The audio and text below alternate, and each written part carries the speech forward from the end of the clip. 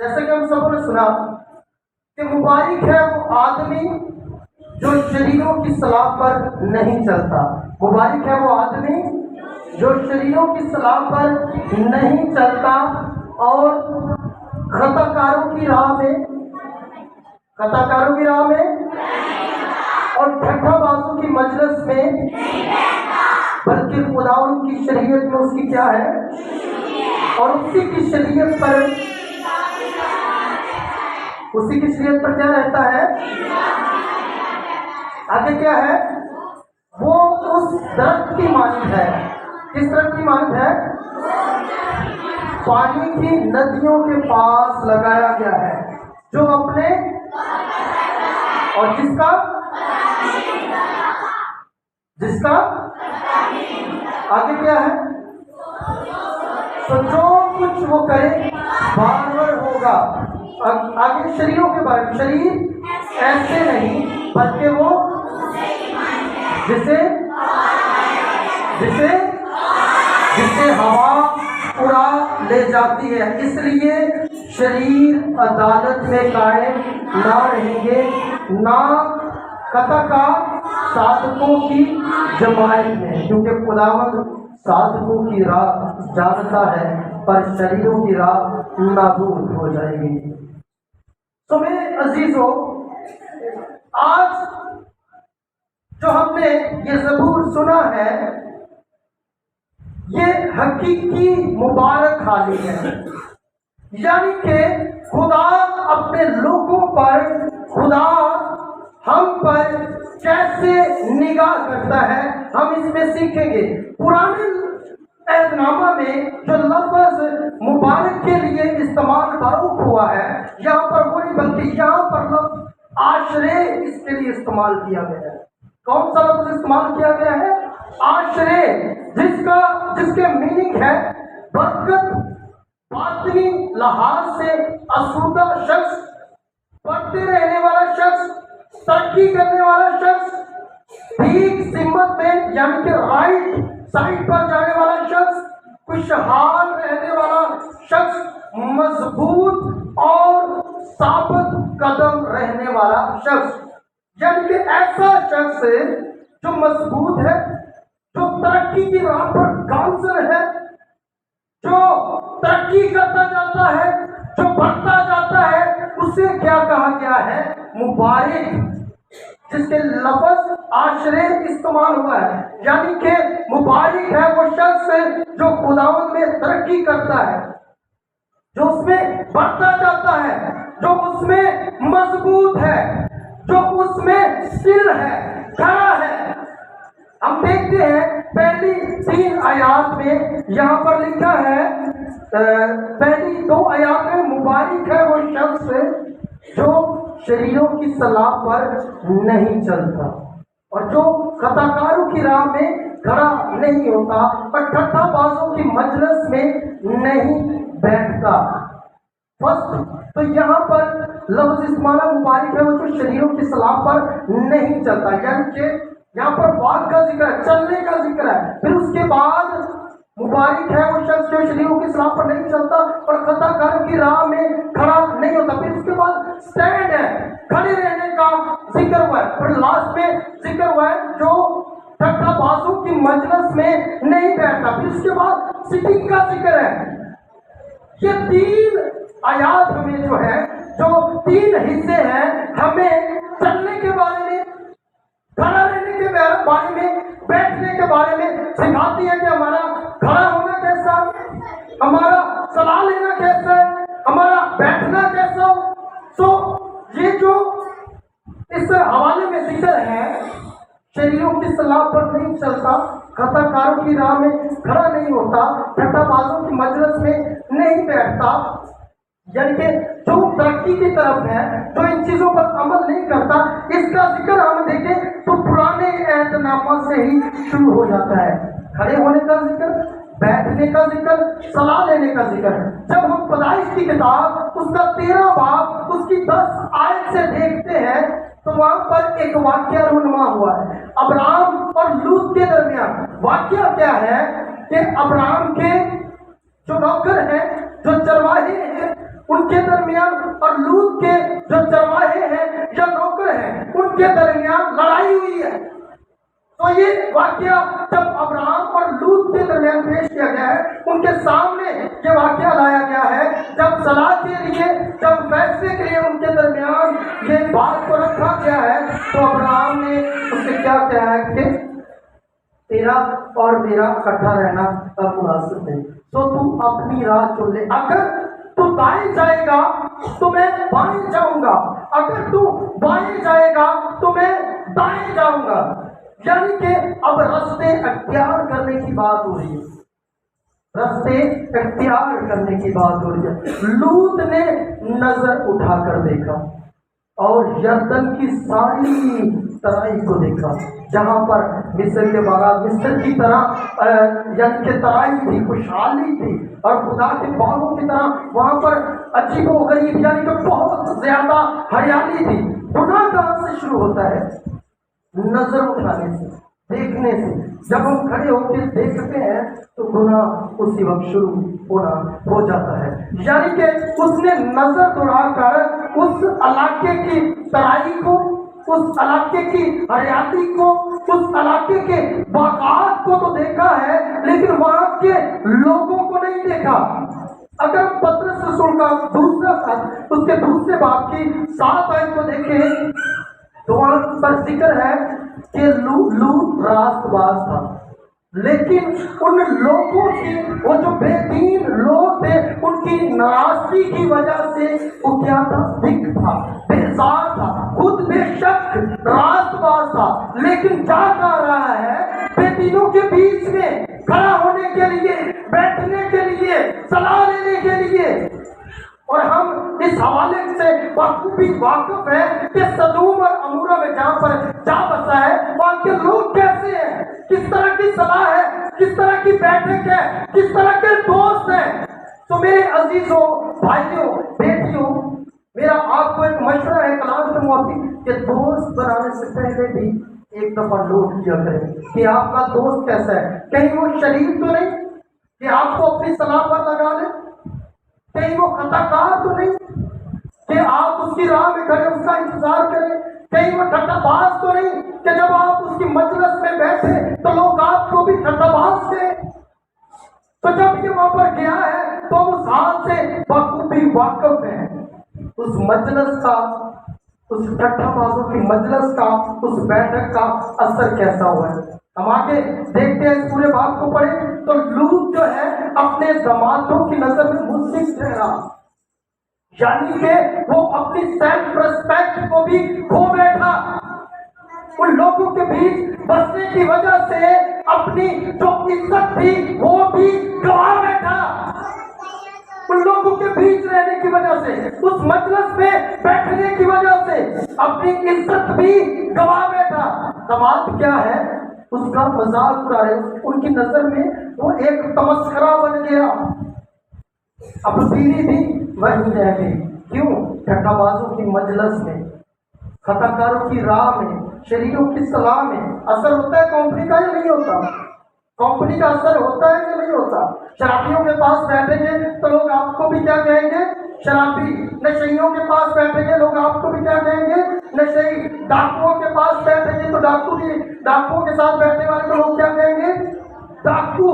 جس طرح کے لوگوں کے پاس بیٹھیں گے، جس طرح کی صلاح ہوگی، جس طرح کا مشورہ ہوگا، جس طرح کی راہ ہوگی، اس طرح کے ہی لوگ آپ کو ملیں گے اور دوسرے بھی آپ کو اسی طرح کا ہی کہیں گے، بے شک آپ راست باز کیوں نہ ہو. تو میرے عزیزوں، ہم نے اس حوالے میں دیکھا کہ شریروں کی صلاح پر نہیں چلنا، خطا کاروں کی راہ میں کھڑا نہیں ہونا، ٹھٹا بازوں کی مجلس میں نہیں بیٹھنا. آگے لکھا ہے بلکہ خداوند کی شریعت میں اس کی خوشنودی ہے اور اسی کی شریعت پر دن رات اس کا دھیان رہتا ہے. خدا کس طرح کے لوگوں کو دیکھتا ہے، خدا اپنے لوگوں کی طرف کس طرح کا دھیان کرتا ہے. وہ کہتا ہے شریروں کی راہ، شریروں کی صلاح پر چلنے والا نہ ہو، خطا کاروں کی راہ میں کھڑا ہونے والا نہ ہو، ٹھٹا بازوں کی مجلس میں بیٹھنے والا نہ ہو، بلکہ کیسا شخص ہو جس کی خداوند کی شریعت میں خوشنودی ہو۔ اگر ہم زبور کی کتاب 119 زبور اور اس کی 162 آیت کو دیکھیں تو وہاں پر لکھا ہے کہ تو اے خداوند، یہاں پر لکھا ہے کہ میں بڑی لوٹ پانے والوں کی مانند تیرے کلام سے خوش ہوں۔ زبور نویس کیا فرماتا ہے کہ میں بڑی لوٹ پانے والوں کی مانند تیری شریعت سے کیا ہوں؟ خوش ہوں، بڑی لوٹ، یعنی کہ جیسے جنگ کے لیے لوگ نکلتے تھے، اس وقت کے دور کے بارے میں بات ہو رہی ہے، جنگ کے لیے لوگ نکلتے تھے جب وہ بہت سارا مال و اسباب لوٹ کر لاتے تھے، بہت سے لوگوں کو بندی بنا کر لاتے تھے تو لوگ خوش ہوتے تھے۔ زبور نویس کہتا ہے اپنی شاعری میں، یہ شاعری ہے اس کی، وہ اپنی شاعری میں بیان کرتا ہے کہ میں ان کی مانند خوش ہوں جو بڑی لوٹ کو حاصل کرتے ہیں۔ پھر اس کے بعد ہم 164 آیت کو دیکھتے ہیں، وہاں پر لکھا ہے میں تیری صداقت کے احکام کے سبب سے دن میں 7 بار تیری ستائش کرتا ہوں۔ میں تیری صداقت کے احکام کے سبب سے، یعنی کہ میں تیرے کلام کے سبب سے دن میں کتنی بار؟ 7 بار تیری ستائش کرتا ہوں۔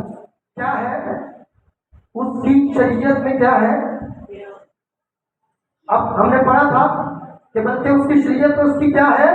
خوشنودی ہے، وہ خوش ہے کہ میں بڑی لوٹ مار یا لوٹ کو پا لینے والے اشخاص سے بھی زیادہ کیا ہوں؟ تیری شریعت میں خوش ہوں۔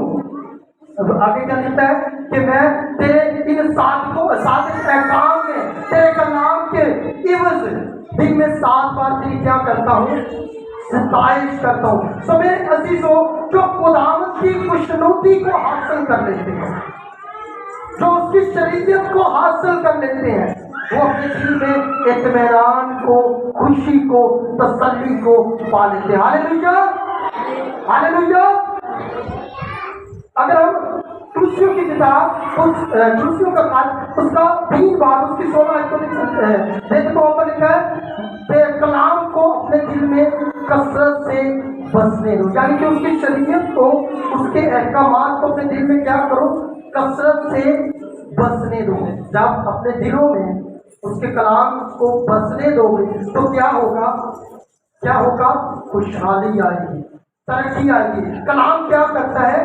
زندگیوں کو بدلتا ہے۔ کلام خدا کیا کرتا ہے؟ زندگیوں کو بدلتا ہے۔ بہت سے لوگ کہتے ہیں کہ آپ کی بائبل بدل گئی ہے۔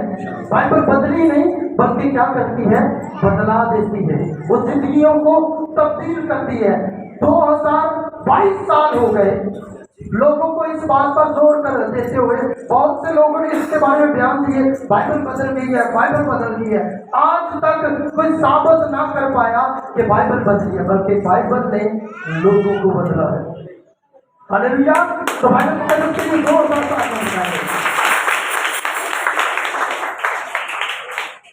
اب ہم نے آگے اس حوالے کو پڑھا تھا،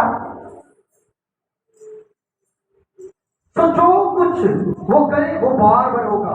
وہ اس درخت کی مانند ہے جو پانی کی ندیوں کے پاس لگایا گیا ہے۔ یہ صادقوں کے بارے میں ذکر ہے۔ کن کے بارے میں؟ صادقوں کے بارے میں ذکر ہے۔ کہاں پر لگایا گیا ہے؟ پانی کی ندیوں کے پاس۔ تو جو درخت پانی کی ندیوں کے پاس لگایا جاتا ہے، کیا ملتا ہے اس کو؟ خوراک ملتی ہے، پانی اور ہوا۔ درخت کی خوراک کیا ہے؟ پانی۔ تو جب اس کو پانی ملتا ہے، ترائی ملتی ہے، تو وہ بڑھتا ہے، پھلتا ہے، پھولتا ہے، اور جب وہ بڑھتا، پھلتا، پھولتا ہے تو اس سے پھل بھی لگتے ہیں۔ بہت سے پرندے آ کر اس پر بسیرا بھی کرتے ہیں۔ کئی لوگوں کو چھاؤں دینے کا، دھوپ سے بچانے کا وہ سبب بھی بنتا ہے۔ اور جب اس کی جڑیں پھیلتی ہیں تو جو کچھ وہ کرے وہ بار ہوگا۔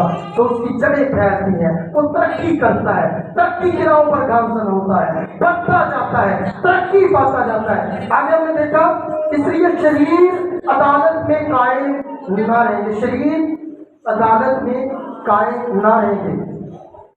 ہم پرانے احترامہ میں دانیل نبی کا صحیفہ، اس کا 5 باب، اگر اس کا بغور مطالعہ کریں تو وہاں پر ایک بیلشازر بادشاہ کا ذکر ہے۔ کس کا ذکر ہے؟ बेलशस्सर बादशाह का जिक्र है। और ये बादशाह ऐसा बादशाह है जिसका नाम नबूकदनेस्सर बादशाह था। कौन था? नबूकदनेस्सर बादशाह। और नबूकदनेस्सर बादशाह ने यरूशलेम पर जब चढ़ाई की थी तो वहां से कुछ लोगों को, यरूशलेम के लोगों को बंदी बनाकर लेकर आया था।